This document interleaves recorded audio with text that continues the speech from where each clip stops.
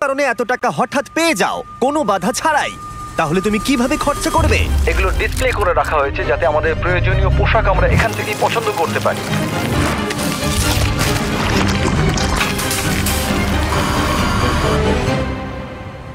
ঠিক আছে, কিন্তু উগান্ডাতে বসবাস করা কয়েক হাজার মানুষ এটাকে অন্যভাবে খরচা করবে। এখানে বসবাসকারী বেশিরভাগ মানুষের দৈনিক রোজগার $1 থেকে $2, যার মানে হলো শিক্ষা পাওয়ার জন্য, ব্যবসা শুরু করার জন্য, পর্যাপ্ত স্বাস্থ্য সেবা পাওয়ার জন্য, এমনকি বিদ্যুৎ পাওয়ার জন্য এটা একেবারেই যথেষ্ট নয়। কিন্তু আমি মনে করি এর সমাধান খুবই সহজ, এই টাকা দিলেই সমাধান হয়ে যাবে।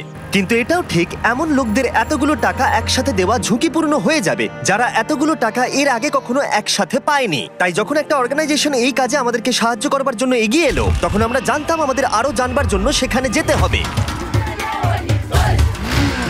উগান্ডা একটি সুন্দর দেশ এবং এখানে কিছু অবিশ্বাস্য লোক থাকে, কিন্তু যখন আমি প্রথম এই প্রোগ্রামটি সম্পর্কে গিভ ডাইরেক্টলির সাথে যোগাযোগ করি, তখন আমার প্রাথমিক প্রতিক্রিয়া এটাই ছিল যে এটা একটা ভয়ানক ধারণা। আমি ভেবেছিলাম যে চরম দারিদ্র্যের মধ্যে থাকা মানুষগুলোকে যদি 1 বছরের পুরো আয় সরাসরি তাদের হাতে তুলে দেওয়া হয়, তাহলে বোধহয় দুর্যোগের মধ্যে সেটা সঠিক হবে না। গিভ ডিরেক্টলি একটা সিলেকশন প্রসেসের মধ্য দিয়ে অর্থনৈতিকভাবে সবথেকে পিছিয়ে পড়া গ্রামগুলোকে বেছে নেবে আর প্রত্যেকটা ফ্যামিলিকে সাইন আপ করাবে। তারপর তাদেরকে একটা করে মোবাইল ফোন দেওয়া হবে আর তারা একটা ইউনিক পিন নাম্বার পাবে। টাকাটা তাদের সিম কার্ডে ডাইরেক্ট ঢুকবে যাতে তারা সরাসরি লেনদেন করতে পারে, অথবা তারা পিন কোড ব্যবহার করে কাছাকাছি আউটলেটে গিয়ে মোবাইল মানি এজেন্টের কাছ থেকে ক্যাশ উইথড্র করতে পারে। এই সমস্ত পিছিয়ে পড়া সম্প্রদায়ের মানুষদের সীমিত কাজের সুযোগ তাদের পরিবারের ভরণ পোষণ অত্যন্ত কঠিন করে তুলেছে। তাদের মধ্যেই একজন হলো পল। আমার স্ত্রী আর 2 সন্তান আছে, আমরা 4 জনে থাকি। আমার পরিবার দিনে একবারই খেতে পায়, আমরা একবারই খাই, রাতের বেলা, যেটা আমার কাছে খুব কষ্টকর। যদি পলের একটু বেশি অর্থ থাকতো তাহলে সে সেটাকে শুধুমাত্র ব্যবসাতেই বিনিয়োগ করতো না, বরং তার সন্তানরা এর পাশাপাশি ভালো শিক্ষার সুযোগও পেত। আমার এখন জীবনের লক্ষ্য হলো সিনিয়র ফরেস্ট সার্টিফিকেট পাওয়া।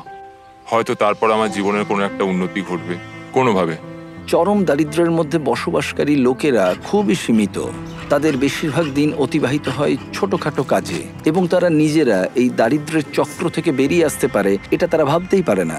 1 বছর আগে এরকমই অবস্থা ছিল টিয়ান এবং লোকুরের। তাদের বাচ্চারা স্কুল ছেড়ে দিয়েছিল আর তাদের এলাকায় কাজ খুঁজে পাওয়া অত্যন্ত কঠিন ছিল। কিন্তু গিভ ডিরেক্টরির কাছ থেকে ডোনেশন পাবার পর তাদের জীবন একেবারেই বদলে যায়। তারা সেই ডোনেশন ব্যবহার করে জমি কেনে এবং নিজেরাই সেই জমিতে চাষ করতে শুরু করেছে।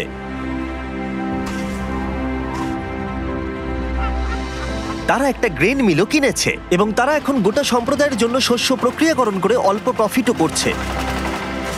তারা এখন তাদের সেই প্রফিট দিয়ে নিজেদের বাড়িতে একটি দোকান খুলতে চায়। তার সাথে লোকুরে এখন গ্রামের মধ্যে একটা রিফুয়েলিং স্টেশনও চালু করেছে।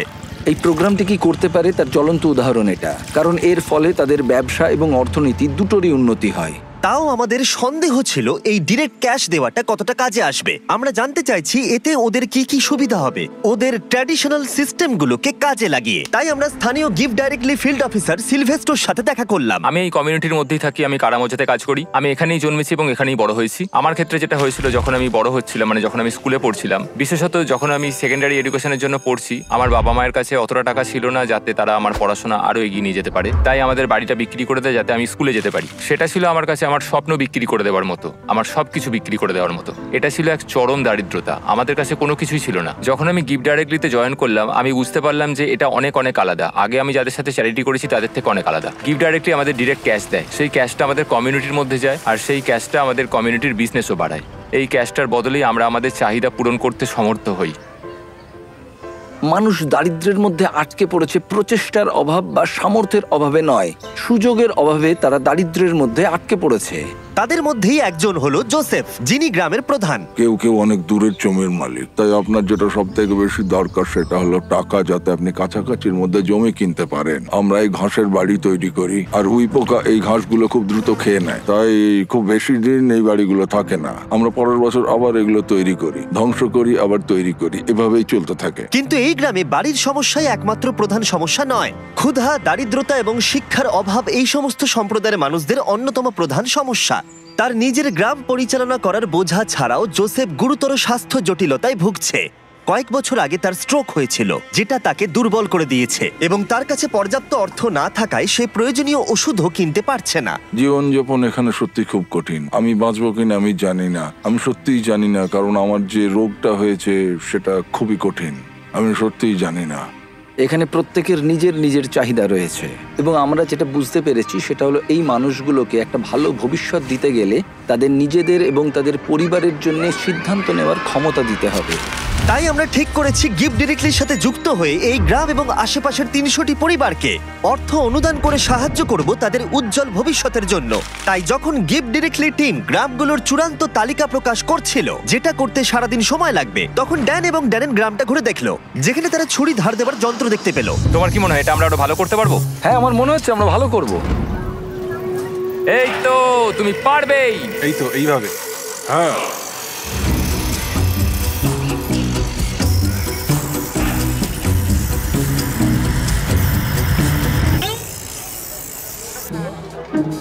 এবার এখন এগুলো টেস্ট করার সময়।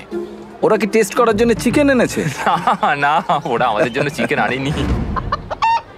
আমাদের পেছনে এখন অনেক লোক দাঁড়িয়ে আছে আর ওরা দেখবে যে সব থেকে ভালো কে ছুরি ধার দিয়েছে। যদি তোমরা ফুটেজটাকে রোল ব্যাক করে দেখো তাহলে দেখতে পাবে ড্যারেনকে একজন অ্যাসিস্ট করছে ছুরিটা ধার দেওয়ার জন্য, আর আমি পুরোটা একা একা করে গেলাম।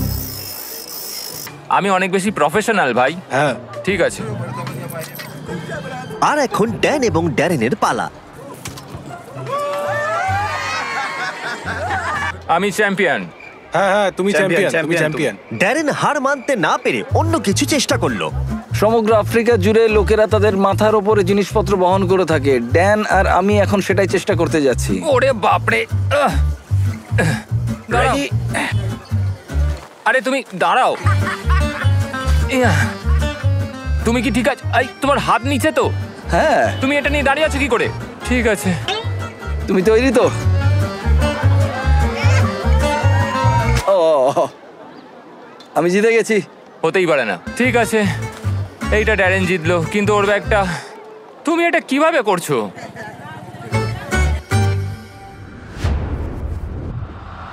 পরের দিন সকাল ছিল ডিস্ট্রিবিউশনের সকাল। এখন সেই মুহূর্তটা এসে গেছে।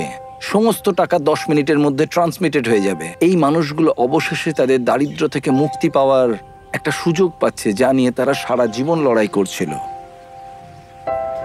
কিন্তু গ্রামের মধ্যে জোসেফ ছিল সবচেয়ে বেশি উদ্বিগ্ন, কারণ তিনি জানতেন এই অনুদানটি তার এবং তার পরিবারের জীবন কতটা বদলে দেবে। এটা ছিল সেই মুহূর্ত যার জন্য তারা অপেক্ষা করছিল। তাই গোটা সম্প্রদায় ছিল নার্ভাস এবং এক্সাইটেড।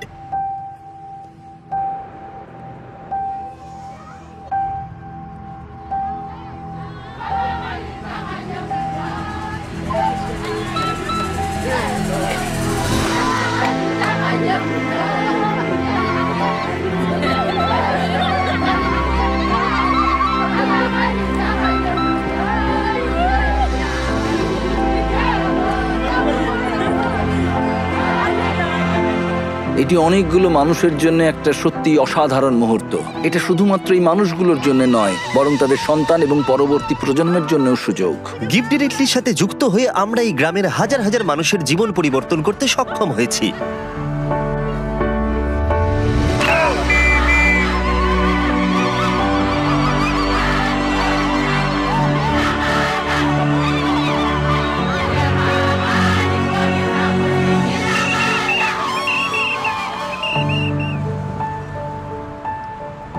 টেক্সট মেসেজ পাওয়ার পর এখন সময় তাদের টাকাগুলো উইথড্র করবার।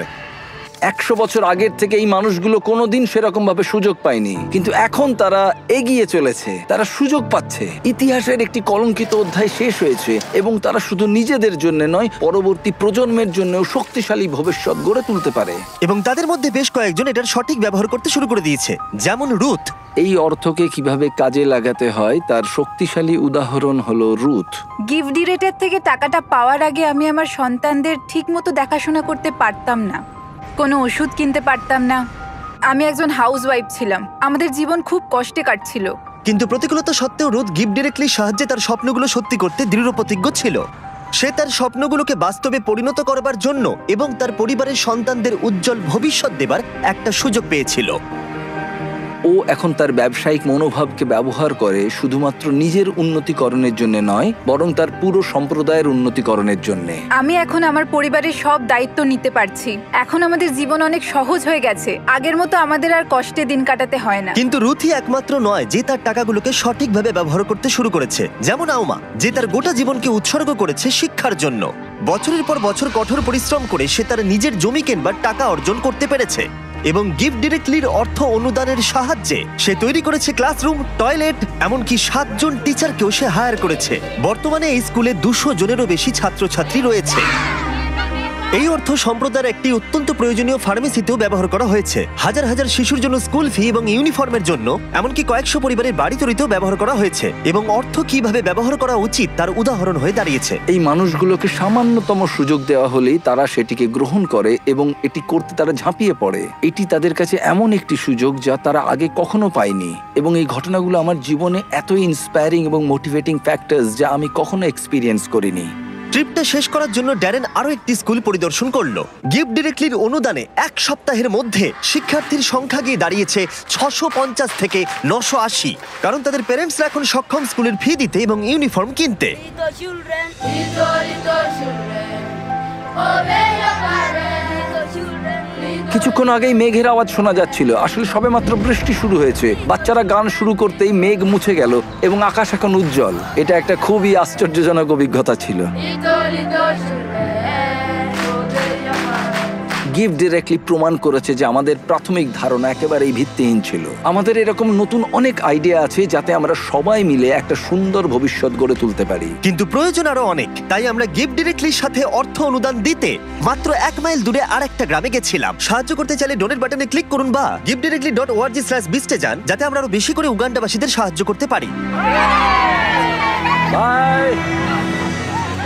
সাবস্ক্রাইব।